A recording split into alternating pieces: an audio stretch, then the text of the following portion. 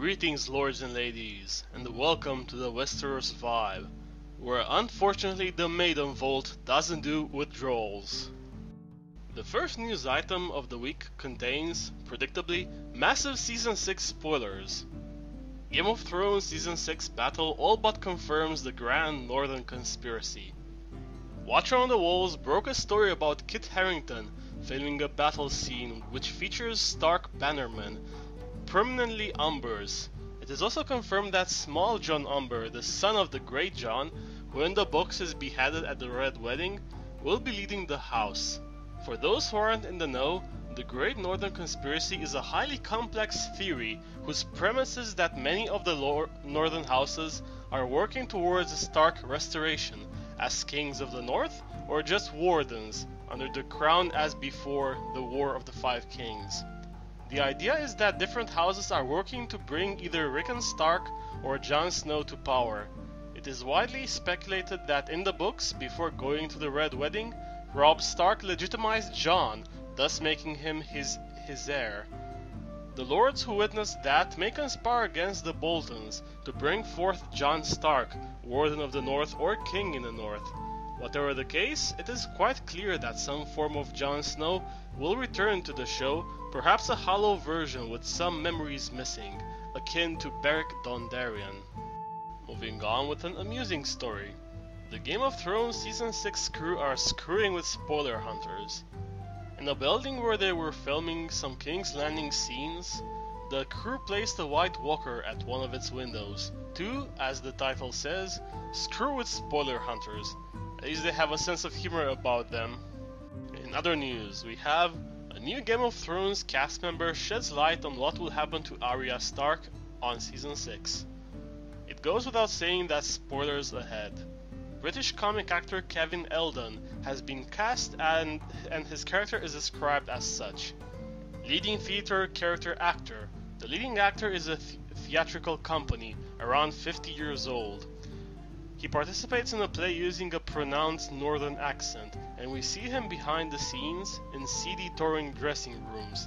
He's a flamboyant caricaturist. He appears in 3 episodes and he also films this week in Spain and again around November 6th in Northern Ireland. The actor in question will take on the role of Ned Stark during a theater production. With everything we have seen, it is clear that the show will do a version of the Isambado Theatre Company, featured in the released Mercy chapter from Winds of Winter. Anyone who is curious about the chapter, it might still be available online somewhere if you are persistent enough to seek it. Our next story is, why Game of Thrones changed Varys' story arc. I'm just going to read what Conleth Hill said about it. The reality was that Dave and Dan wanted to keep Varys going in the show, and George is going, but he's hiding, and they're going, well, we can't really film him hiding. That's not a good storyline. So they adapted it, so I went off with Tyrion, which I was very happy about. So because Tyrion needed someone with whom to exchange one-liners, Varys was shipped off to Essos, thus rendering him unable to be where he ought to be in the Book 5 epilogue. Yara could take a season break, why couldn't Varys? Or, he could have interacted with the underside of King's Landing, maybe manipulating Cersei or the Tyrells. And as for Tyrion, he could have spent that time with 2 new characters, maybe Holland Halfmaester and Rolly Duckfield, leading into a giant plotline which apparently has been abandoned completely in the show. Will Varys go back to King's Landing to fulfill his book destiny?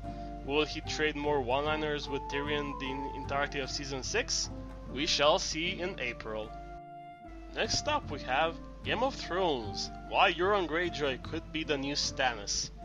It is quite a long article, but long story short, it deals with the current situation in Westeros and where Euron Greyjoy fits within the mythos.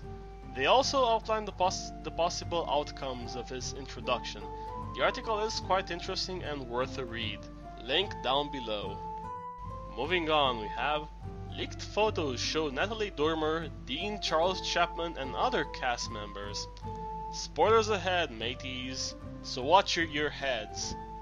It has been revealed that a scene was filmed containing the High Sparrow, Marjorie Tyrell, Tommen, and 150 plus extras.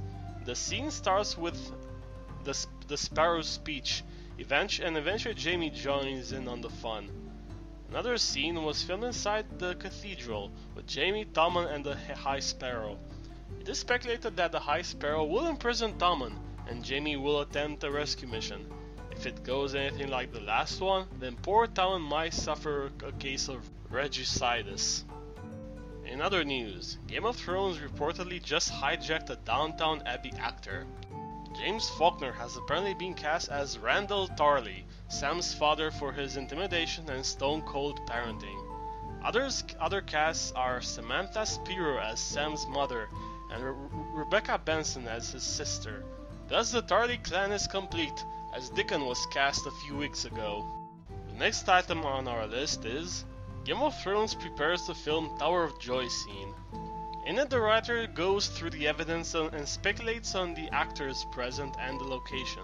One particularly interesting bit is the notion that Eddie Eyre, who is said to appear under a different name, probably fake, will actually play Sir Arthur Dayne, the Sword of the Morning.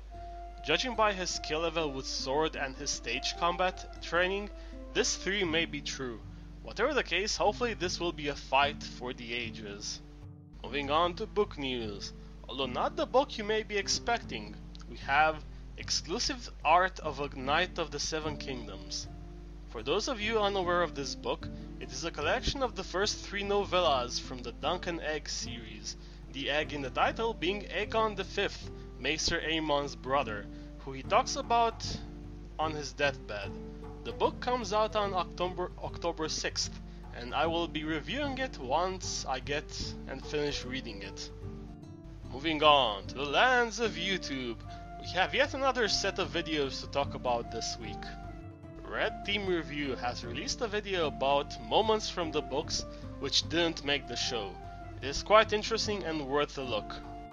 Preston Jacobs has released another theory video dealing with Littlefinger's mistakes, which could undo his master plan, and a follow-up which deals with a few science questions raised by his subscribers. He has also put out the next What You're Missing video for Season 2 Episode 3, What is Dead May Never Die. Lastly, Emergency Awesome has released 2 videos this week, one dealing with the Dunk and Egg stories, and another about Sam's family, as well as a Q&A for both of these. That is the news for the week ending on September 20th. I hope you have enjoyed it. If you have, please like, share, comment and subscribe. And stay tuned. Goodbye y'all.